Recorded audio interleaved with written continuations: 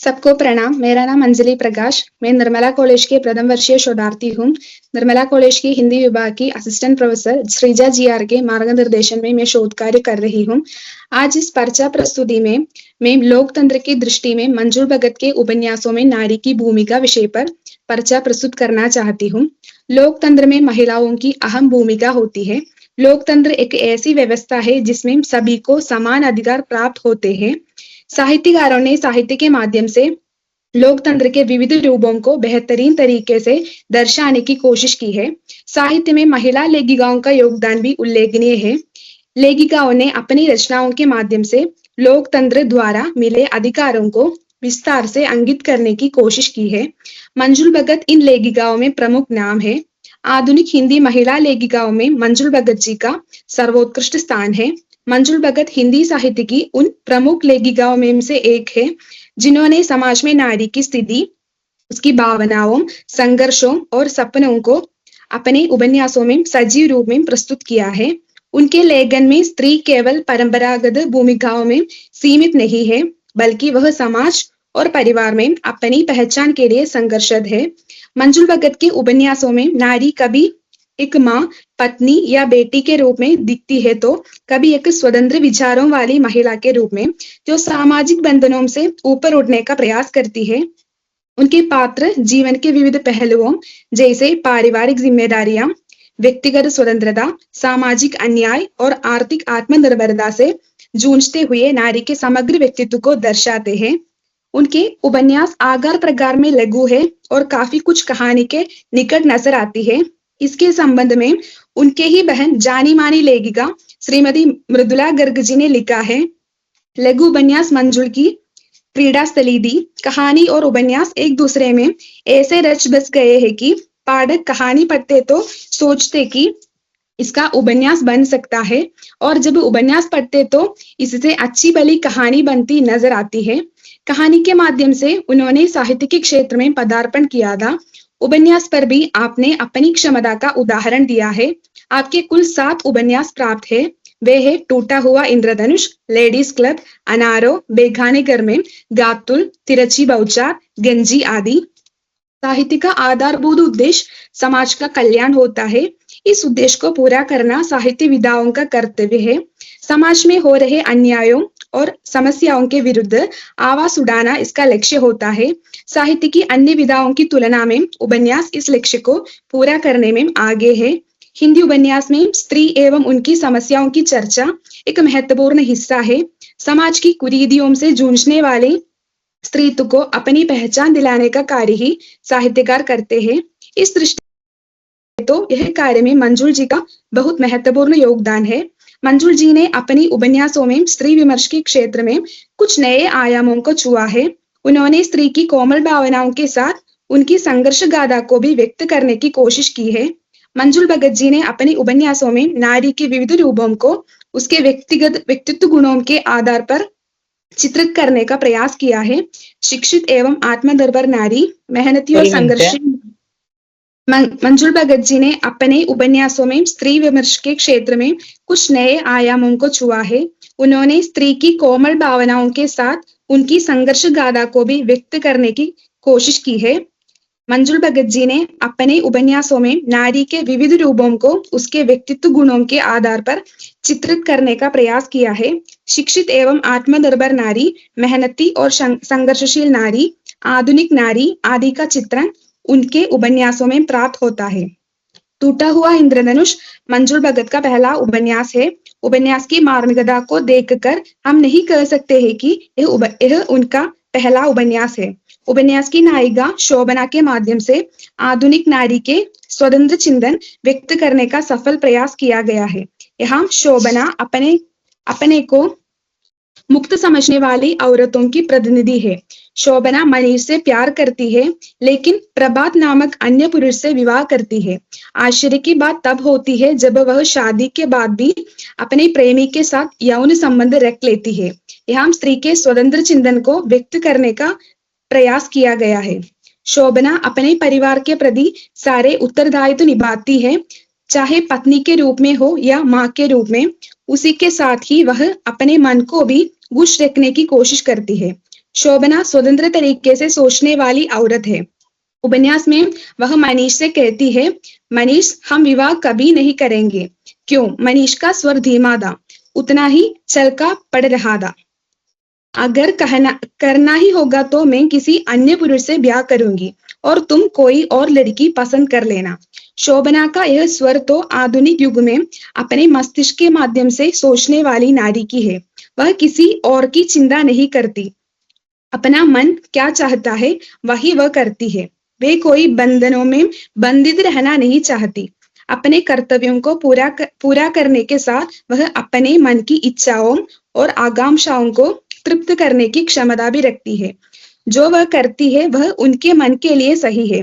परंपरा में पूर्ण रूप से समर्पित करने वाली स्त्री को शोभना की प्रवृत्तियां सही नहीं लगेंगी, लेकिन अपने आप को स्वतंत्र महसूस करने वालों की दृष्टि में यह सब सही है। 1977 में प्रकाशित लेडीज क्लब मंजुल जी का दूसरा उपन्यास है। यह एक लघु उपन्यास है, लेकिन इसमें निहित यथार्थ की आगार तो बड़ा है।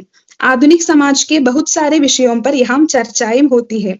मंजुल भगत ने लिखा है, इस लघु व्यंग्यात्मक उपन्यास में बंबई के उच्च वर्गीय समाज की संभ्रांत महिलाएं हैं, जो गोंगले आदर्शों में लिपटी हुई एक तरह से दोहरी जिंदगियां जी रही है और जो हमारे आसपास मिल जाती है। इसमें अनेक पात्र प्रत्यक्ष होते हैं, जैसे श्रीमती खंडेविया, श्रीमती पुरी, श्रीमती कौल, श्रीमती जैन, श्रीमती खंडेलवाल, श्रीमती अग्रवाल और श्रीमती गुप्ता। इसमें निहित श्रीमती पुरी के व्यक्तित्व के वर्णन में लेखिका ने लिखा है, उनके चारों और उनका अभिजात इत्र की बांदी मंडरा रहा था, मानो वह अपने संपूर्ण समाज की साथ ही साथ ले आई हो। वर्ग श्रेष्ठता के अहम ने उनकी आकृति के भावों को एक प्रकार की कठोर रुक्षता प्रदान कर दी। इस उपन्यास के माध्यम से आधुनिक समाज में निहित स्त्री पुरुष संबंध, पति से असंतोष और अतृप्ति, आधुनिक बनने की चाह, अहंकार आदि को व्यक्त करने का प्रयास किया गया है। उपन्यास के माध्यम से दिखावा करने की आधुनिक स्त्रियों की मनोवृत्तियों पर सरल तरीके से व्यंग्य किया गया है। इस कार्य में वह पूर्ण रूप से सफल भी हुई है। साहित्य जगत में मंजुल जी को अनारू उपन्यास के माध्यम से खूब ख्याति मिली। 1977 में प्रकाशित साप्ताहिक हिंदुस्तान में प्रकाशित यह उपन्यास उनके तीसरी उपन्यास है। हिंदी के अनेक प्रतिष्ठित लेखकों ने इस उपन्यास का तहे दिल से स्वागत किया।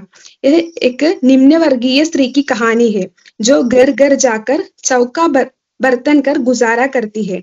अनारो एक संघर्षशील स्त्री है। वह अपने बच्चों के लिए जीते हैं।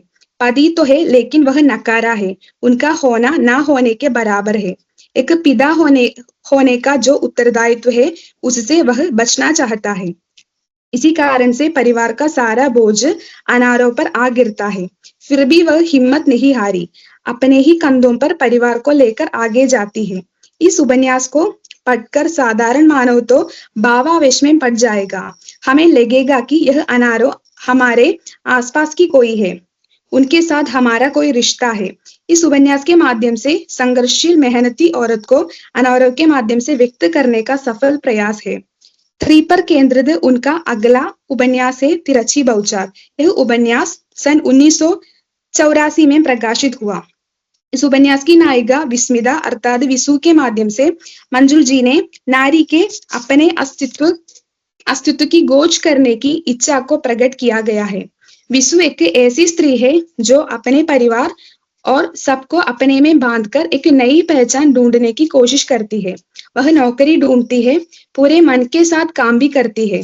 जीवन का क्षेत्र बड़ा होने पर उसे महसूस होता है कि बाहर की दुनिया उतना क्रूर और स्वार्थपरक नहीं है। घर के चार दीवारों में ही नहीं, बल्कि बाहर की दुनिया में स्त्री का अपना स्थान है, वह सुरक्षित भी है। इस निष्कर्ष पर वह पहुंचती है।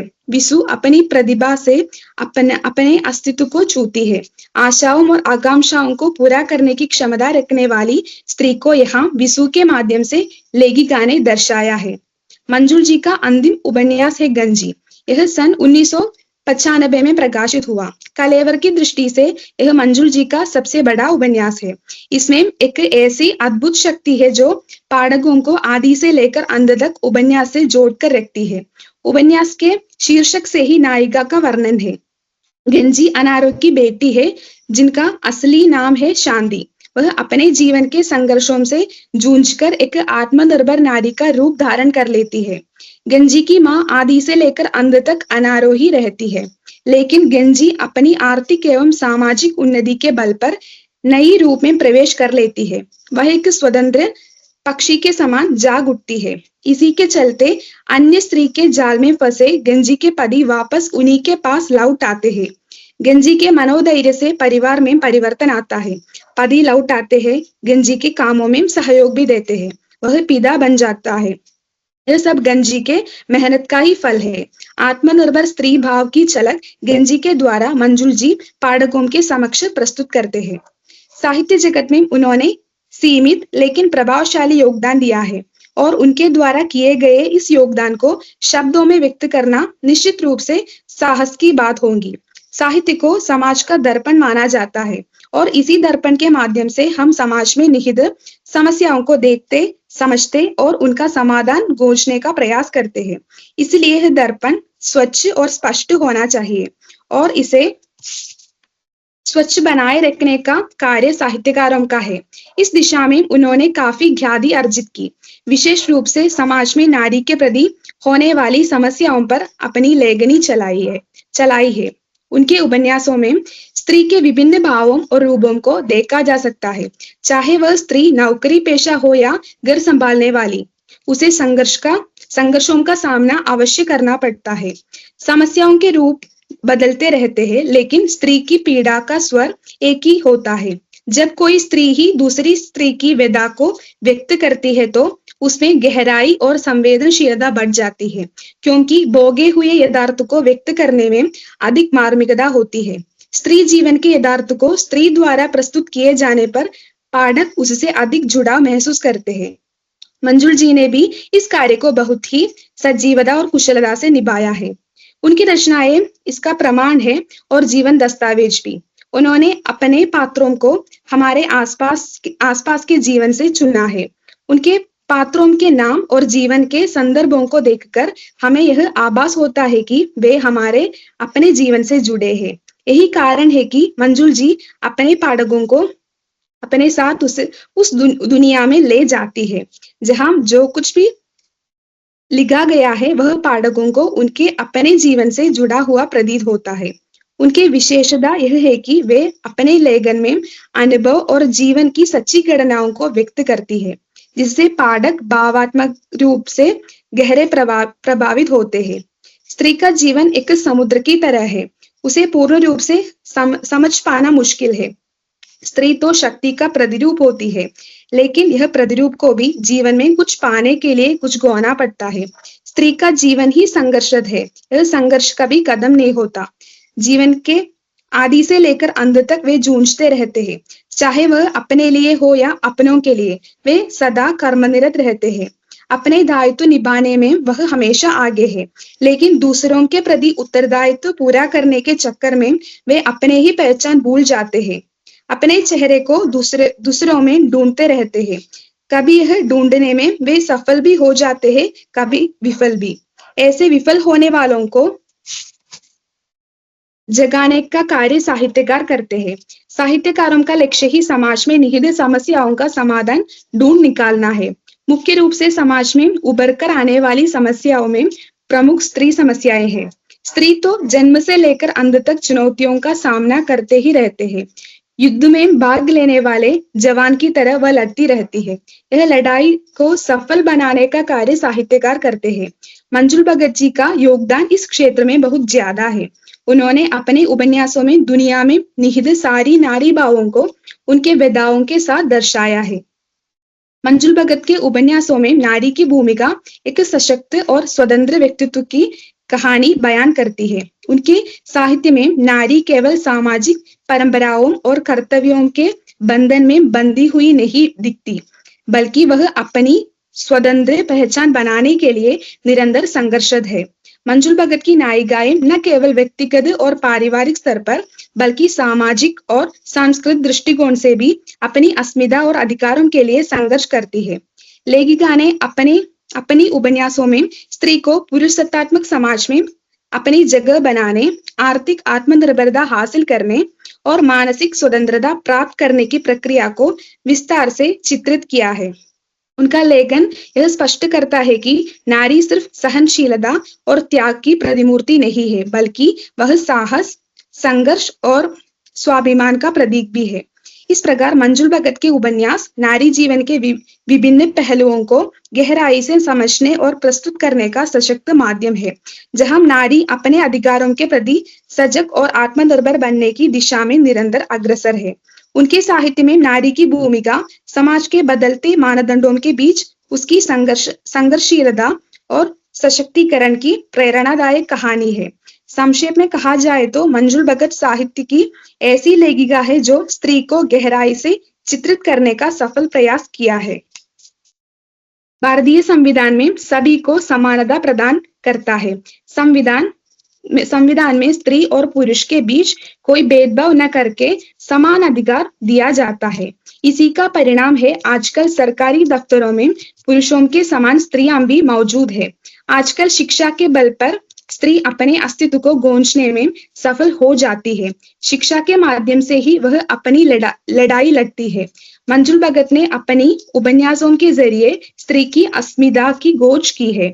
उन्होंने अपने स्त्री पात्रों को आसपास से गौंज ली है। वे पात्र किसी को ठेस न पहुंचाकर अपने अधिकार या समता के लिए लड़ती है। इतना कहकर मैं अपनी पर्चा प्रस्तुति को समाप्त करती हूँ। धन्यवाद। बहुत बहुत शुक्रिया अंजलि जी।